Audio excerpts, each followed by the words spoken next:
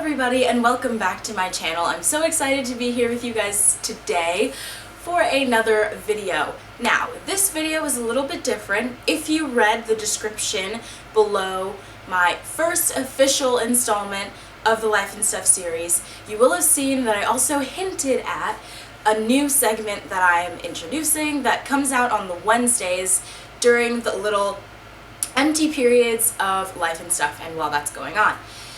That is what I'm here with you today to present. This is something that I want to call Woe Wednesday. I really like alliteration and I really thought that was cool. So that's what I'm gonna do.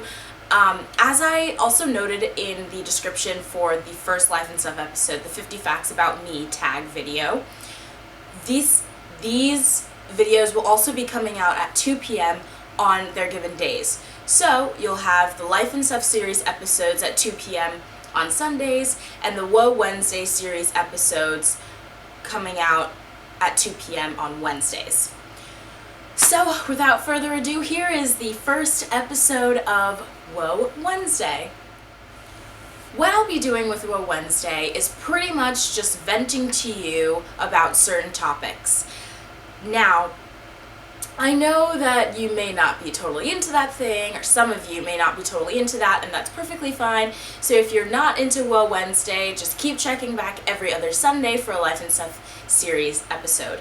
I'm really excited to kind of show you guys a more unscripted version of me and just vent to you about certain things. This is completely on a whim. I've taken a couple ideas that I have here and I've just jotted down some bullet points about things. And we're gonna start today, as the title suggests, we're gonna talk about being yourself. Now, being yourself is something that I say that you are supposed to do and discover during your high school years. But I personally didn't really do that. I was always kind of told the person I was supposed to be, and I was taught the person I was supposed to be, but I never really defined who I was. I don't think that I still have. I don't think that I have now. I'm about to be 18 and, that's the point where you become a legal adult. So you're thinking that you know what's up and you know what you're doing, but in fact, the law has just said that you should and you may not really. So I'm still struggling to figure out who I am, and it's perfectly okay if you are too. The first bullet that I wrote down here is stupid expectations leave no room for spontaneity. Now, with me venting to you about these things, please forgive me if I get a little too worked up over something, but this is just my opportunity to vent to you and be completely real, because the Life and Stuff episodes are scripted and picking out the best things that I think you guys should know, whereas this is going to be less edited and just free for all word vomit. So what I mean with stupid expectations leave no room for spontaneity is that I feel as though my parents and my family members and everybody in the African community and pretty much the entire world have set forth their own ideas of who I should be.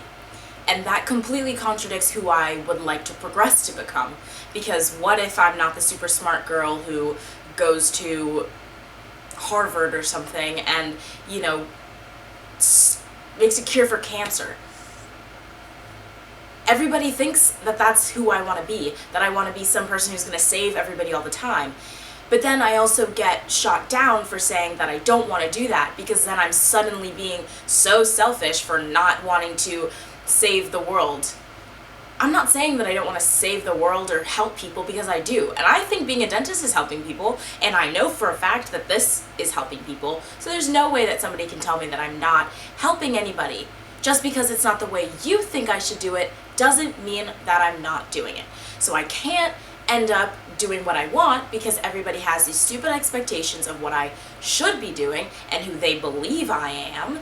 And I can never it's like a box, and I just can't step outside of it, and it's really, really irritating.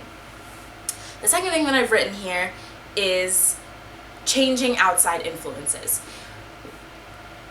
with this world that we live in, we can't expect it to always be the same all the time.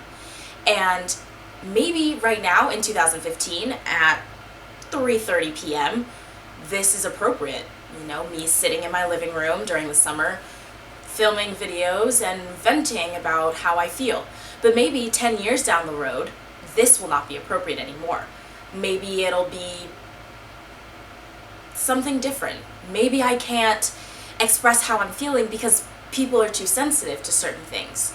And sure, that's okay, but at the same time, how do I get to know who I am and develop myself if I'm not saying who I am and who I believe I should be throughout an entire period of, or throughout an entire lifetime? It's as though when the world changes, you have to change as well, which doesn't leave room for somebody to be the same all of the time. So then how do I know who I really am if the world keeps changing and causing me to react differently? The third bullet point that I wrote down is family values. Now, what I mean, what I was thinking when I wrote family values was that I really, really want some tattoos. I really want a white cross right here on my ring finger, which is the religious connotation of you know, not worrying about finding a soulmate or finding, you know, the person you are meant to be with forever, because when the time is right, God will put them in your life for you, which is something that has arisen from family values but contradicts my family values because it's a tattoo. I also want to get what's called a glyph, like hieroglyphics, how they have like different pictures to mean different things. So this is a glyph, and it's of a triangle with a line above it, and I'll probably insert it somewhere here, and it means challenge.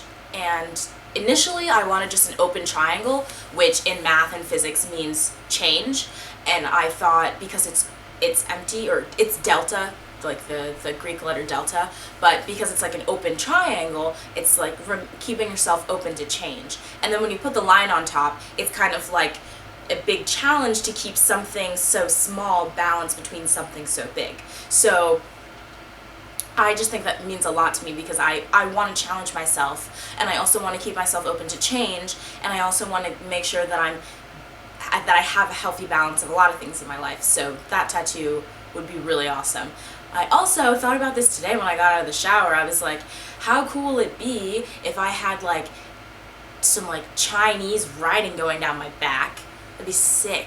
Then I was like, no, can't get any of these tattoos because that's socially unacceptable, and it goes against all of my family values, because I'm supposed to keep myself clean and unwritten on.